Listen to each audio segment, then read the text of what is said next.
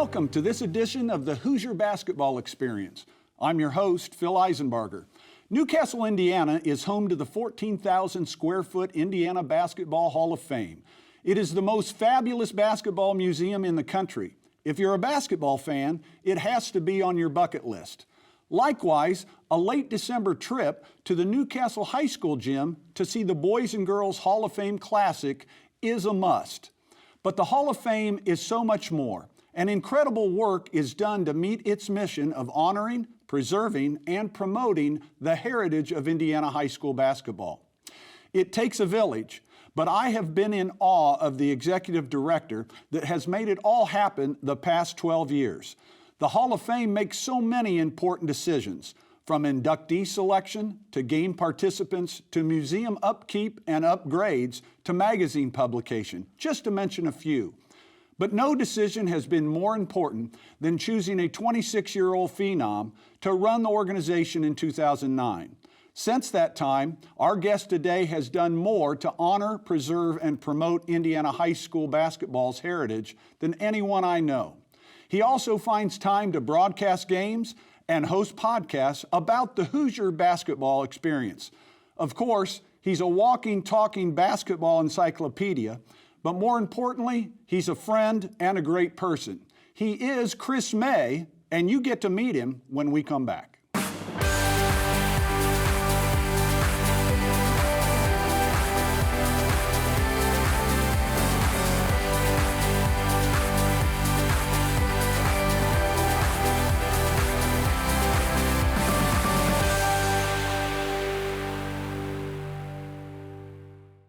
The Hoosier Basketball Trivia Question, sponsored by Christy, Farrell, Lee, and Bell. Serious injury isn't what we do, it's all we do. Today's question: what school was the first to go undefeated and win the state title in Indiana basketball? The answer after the break. Now our trivia question answered, sponsored by Christy, Farrell, Lee, and Bell. Serious injury isn't what we do, it's all we do.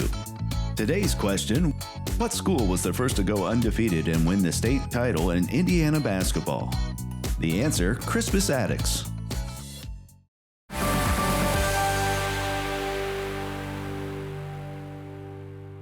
Welcome to the show. Chris May, thank you for being here. We really appreciate you taking the time to talk to us, My buddy. pleasure. Glad to be here. Hey, listen, I want to start, before we get into the background of the Hall of Fame and your background as well, I want to start right off the bat and talk about the Hall of Fame Classic that's coming up in late December, on December 29th and 30th. Tell us about the process, the teams that are playing, and how people can go and enjoy both the game and the museum at the end of December. Sure. Obviously, for folks who are high school basketball fans, they're familiar with the event. It's got a long-standing tradition, over 40 years on the boys' side. So our events this year are, as you mentioned, December 29th on the girls' side, December 30th on the boys' side. Every year, we're trying to land top teams, top players. And what's interesting for me is a year or two after they've played in our tournament, we're watching these same kids on ESPN and eventually going to the pros in many instances.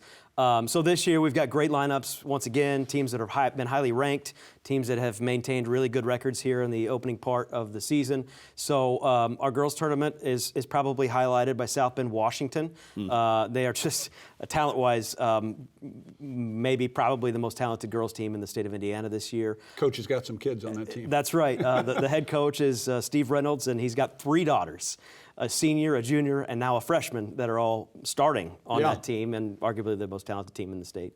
They're going to play the Washington Hatchets from Southern Indiana, who had great success in the 3A tournament last year. Our opening game includes Westfield, their girls who have a senior headed to the University of Michigan. Katie Crockett.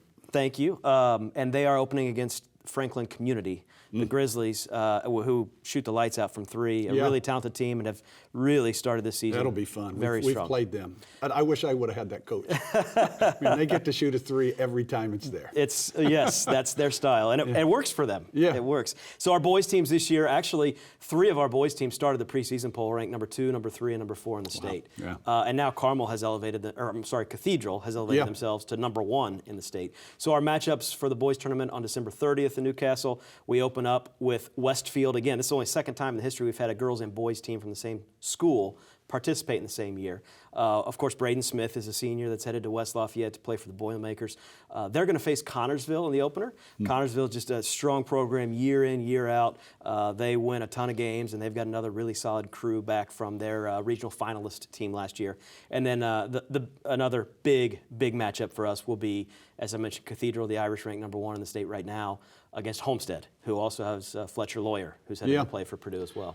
So talk a little bit about how close in proximity the museum is actually to the high school and how people could combine both a trip to the museum and these great games. Well, that's the ideal experience. Yeah. And the game times and are slotted so that we have a morning session, and then we have the evening session, and we've got the afternoon hours where you might go out and grab a bite to eat. But it's the perfect time to slide into the museum, whether you've never been there or you've been there recently, see what's new. And so it's a great experience. When I say we're a stone's throw from the Newcastle Fieldhouse, that's barely an exaggeration. Yeah. It is literally walkable. And like I say, we're in that week between Christmas and New Year's, so if you're fortunate enough you don't have to go to the office, I mean, it just makes for a great day or two to come out, see the games, see the Hall of Fame Museum. We're going to talk a little bit about, if not a lot of bit, about the museum a little bit later, but tell the folks a little bit about Chrysler Arena, the Newcastle Gym, if it's still called that. Well, it's not officially, name? it's not officially Chrysler anymore, but Okay. when Chrysler was the factory and all the jobs in town, that's what it was. But the Newcastle Fieldhouse, of course, opened in the fall of November 1959. Has seen a lot of history, basketball and otherwise. Seating capacity was, once advertised north of 9,000. It's close, but not quite there. Yeah. They actually recently added more bleachers to. They said it was 10,000 when I played Well, So everybody buffs it up a little you bit. can play with numbers a little bit, right? Yeah, but Great venue, It though. is, again, established as the largest high school facility, not only in Indiana but in the world for high school basketball. And for our event, I love getting the coaches and kids who have never been there when they come in for a practice or on game day, just to kind of stand in awe and say, "This is a high school facility." Because you come in at the top and it's a bowl. Yeah. And then, when I played, it was one of the first tartan floors ever used. I think ours or that one and maybe Michigan State was first two in the country. And maybe. now they have. But they're back to parquet. Parquet. Yeah, they're at the parquet. Got the Boston Garden look. Yes, exactly. Great. So talk a little bit about, the teams that are playing in this event. That just doesn't happen by pulling them out of a hat. Guys on your committees are working way in advance, if I remember right, and these teams are chosen back in June or July? In March, actually. March of the previous year. Yes. And so how do they figure out who are the teams to watch a whole year away? And you're part of that process on the road too. I guess know. there's art and there's science, maybe a little bit of both. But obviously, you're looking for teams that are going to be of the top caliber for the following season. So you're obviously not looking for a team that starts 5 seniors and has 3 more they bring off the bench, but also top caliber players. And also coaches that have been there, done that, had success, and know how to make a team even better. And so it's an overlapping process. It's really has already begun for the 2022 event. Right. To evaluate those teams, those coaches who look like they'll be of the top caliber in the state. But nowadays, you even have the prep school route that kind of can throw a wrench in. Is the team a sure thing, or are they a lock? Yeah, absolutely. And you and others are actually going to games and giving the eye test to this process. Yeah, I think we'll probably get into this. But, a lot of people say the Hall of Fame, they think it's just the museum. But I've always said the Hall of Fame is really 2 parts. Yes, the museum is a public-facing part of it, but the Hall of Fame is also the organization, which are all the people that are involved. Sure. Board members, committee members, donors, sponsors, everybody that comes together in the name of basketball history in Indiana. And so we have a number of people who are on committees to go out, look at teams, and then we have a process that whittles those down until we get to the 4 that are going to participate. And you work with so many of these folks, but just for those that happen to be watching that might be my age or older, list off some of the people that have been on that committee that are looking at these games besides yourself. Well, the chairman of our boys committee is Bill Springer, who of course is most familiar with the Southport. It was his last stop, but was at Bloomington and Jennings County coach. and all over. And I've this is not just a line for your show. I've said this over and over again. Every single time I take a trip with him, we go ride together and we're going to go see a game. And it might be South Bend or it might be Perry Meridian right down the street. But every single game I learn something from him. Oftentimes it's X's and O's, but it's not even always X's and O's. It's just, well, when I coached, here's how we prepared, or here's Sure. And it's just How it's wonderful amazing is it? stuff. Oh, It's I amazing bet. stuff. On the I women's bet. side, Donna Sullivan, who also was a Hall of Famer, she was the longtime coach at Seymour and led them to some state finals appearances.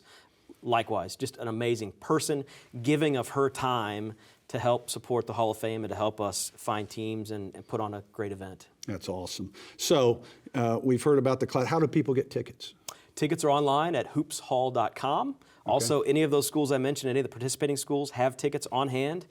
They also will be available at the gate on game day. All right. So you've heard about the museum, and we're going to hear more about it from Chris May when we come back after these messages.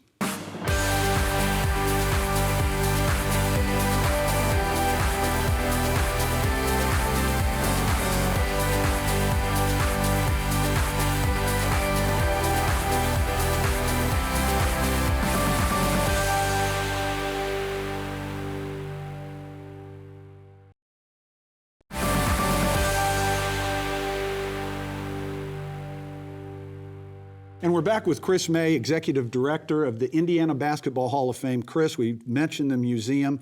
There are so many components that make up the Indiana Basketball Hall of Fame, but certainly the museum is sort of the crown prince of them all. I just want you, I mentioned earlier, it's got to be on people's bucket list if they're a basketball fan, not just an Indiana basketball fan, but any basketball fan. There's so much there to see and hear and do. But I know I can just turn it over to you to talk about the museum. Well, it's a facility we're immensely proud of, and it's been there for 31 years now, which is hard to believe for a lot of people. And I always tell people that what you see when you walk in today is the work of a lot of people over a lot of time to bring this to life. And there are relics and artifacts from every corner of the state. We try to have as many schools, both past, pre-consolidation, and existing, represented as we can. And it's a lot of fun to be there. There's a lot of cool stuff there and a lot of cool stories. And just to your point, about 50% of our museum visitorship are folks who do not live in Indiana. You know, they might be visiting relatives or driving through on I-70 across the state, and there's some really neat experiences and interactions there.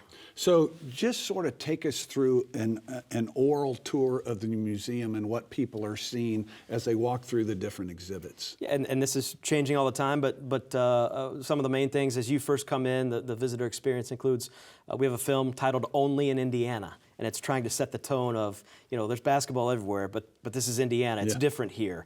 And so that film includes Larry Bird and Oscar Robertson and Damon Bailey and George McGinnis, Bobby Plump, all these types telling, you know, growing up, wanting to be on the varsity team, the packed gyms, all those kinds of stories. And then that leads you out into our museum, our exhibit area. We have our most recent inductees who are profiled with memorabilia and artifacts from their career. We have the state champions ramp that as you go down from the main ground level to the lower main floor, you see items, photos from every state championship team, boys, girls, from 1911 to current day. We have a John Wooden exhibit, which is very special, a message he recorded especially and specifically for the Indiana Basketball Hall of Fame. Which is really neat. And then you get it down into our main enshrinement, our main exhibit gallery, which changes constantly with artifacts and displays. Of course, we have an enshrinement gallery. Every inductee, anybody who's ever been inducted, is profiled in there with stats and accomplishments and awards, and et cetera. There's so much. There's so much there that you know people can literally and have taken 3 up to 4 hours if they really want to digest it all and are big fans of it all. Boy, it's wonderful. So talk about, I know you get all kinds of different folks that visit there, including field trip groups and kids. I mean, what are some of the favorites for the kids? Well, so there's some interactive things that I didn't mention. The last second shot has been there since the museum opened and remains a favorite. If you haven't been there, it's a coin operated. You drop a quarter in, ball rolls out of the chute. You've got the ball in your hands, and you've got to hit the basket before the clock hits 0. And if you do hit it, the sound effects, the crowd goes wild, and you get a blue ribbon that says you hit the game-winning shot. That's popular whether you're 5 or 95. Everybody wants to, be Bobby Plump, hit the game-winning shot, all that. We also have another interactive called You Make the Call, where you get to be the Jerry Baker, the Dick Vitale, fill in the blank. You're the sportscaster. These are famous state finals plays and endings that you get to see and hear the original telecast. And then you get to record your own voice over the video the second time around and hear it back to see how you are as a play-by-play artist. So that's a big part for kids. How about, I know we try to keep you out of the tour business, but when you do have a group of kids, have you got questions from kids that are constantly coming up, or some that are funny? They say the darndest things. Yeah, you've nailed it. Yeah. So, like you said, we get field trips. Recently, with fall breaks, we had a couple of boys and girls clubs and YMCA's come out. Some of the funny ones. I know it happens fairly regularly. They ask, "Where's Michael Jordan?" They're basketball fans, but they don't know the parameters of. He's not from Indiana, never played in Indiana. But yeah, so many great stories, and so much laughter. There also is a really noticeable photo. The Franklin High School Wonder Five, who won the state championships back in the 20s.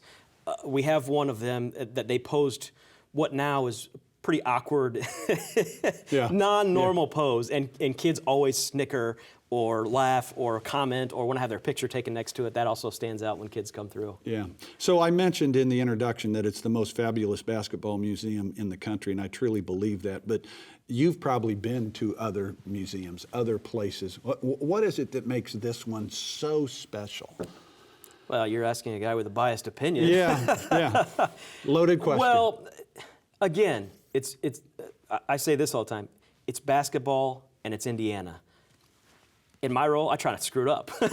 You're not selling anybody. You're not saying, hey, look how cool this is. Look, remember this game. It's like everybody comes in with their own experiences, their own memories. Or if they're not from here, they're big Larry Bird fans, or they think Oscar Robertson's the greatest player of all time, or Hoosiers is their favorite movie. I mean, you're not trying to push anything on them. Yeah. But I think what's special is that every single person in Indiana, I think, has some sort of experience, interaction, whether they were their cheerleader, they were in the cheer block, they were on the team, pre-consolidation, we hated the big school and the county seat. There's just something there. And what I also have come to appreciate is it's not who scored the most points, who won the most championships. If you come to our museum and if you don't like basketball, it's still history of the state of Indiana. Sure. There are social stories that are told. I mean, part of the culture. There are so many dynamics that it just interweaves with every part of our state's history. Yeah. Hey, talk a little bit about membership in the Indiana Basketball Hall of Fame. Sure, that's an important part of paying the bills. I use the phrase all the time, running a museum is a money-losing venture. So we have events like the Classic that help us raise some funds, but our most steady, reliable source of revenue to keep the lights on and to do what we do is our annual membership campaign. We have great support, folks who join year after year. Those levels start at $100 per year and up and have various levels of perks and privileges that come with it. Including going to the museum, right? For free, that's part of it. You can come in every day of the week if you want to and not pay a dime. That's the membership campaign is an important part of what we're doing. We're in our membership campaign as we speak and as this airs. So anybody that's a basketball fan, we also have folks who buy gift memberships for somebody in their family or a friend of theirs that's a huge basketball fan that haven't been members in the past.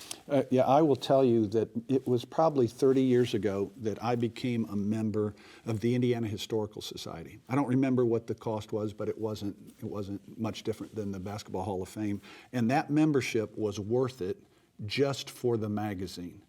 The same is true for your organization. Talk about the magazine. We publish under the title Indiana Basketball History Magazine. It's a quarterly publication. It's part of the membership package. It's also available as a standalone subscription.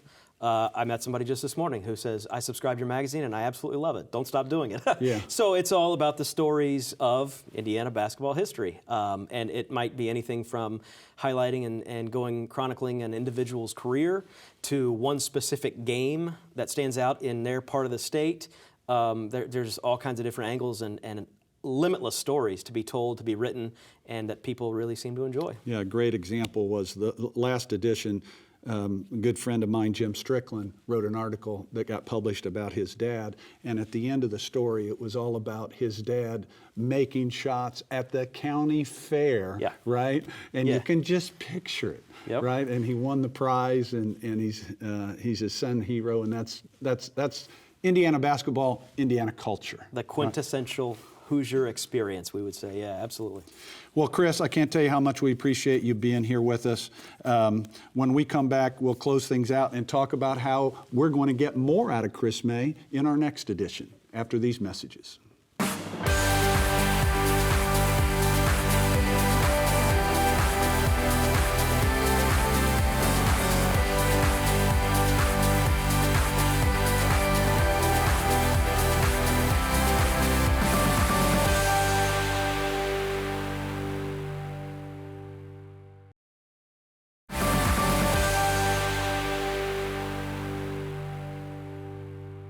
And we're back. Thanks, Chris, for being with us. We really, really enjoy it.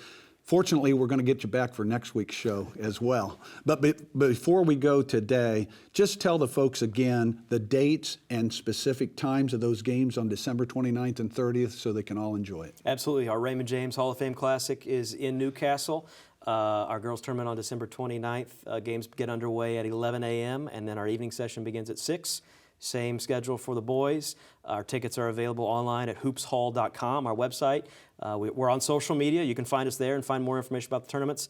And the schools, participating schools, also have those tickets. Great teams, great players, and we're really excited about some great matchups. We are the Hoosier basketball experience here, but you can really enjoy the Hoosier basketball experience by visiting Newcastle December 29th and 30th for the Hall of Fame Classic and the museum. Join us next week when Chris May will be back here to talk more Indiana basketball.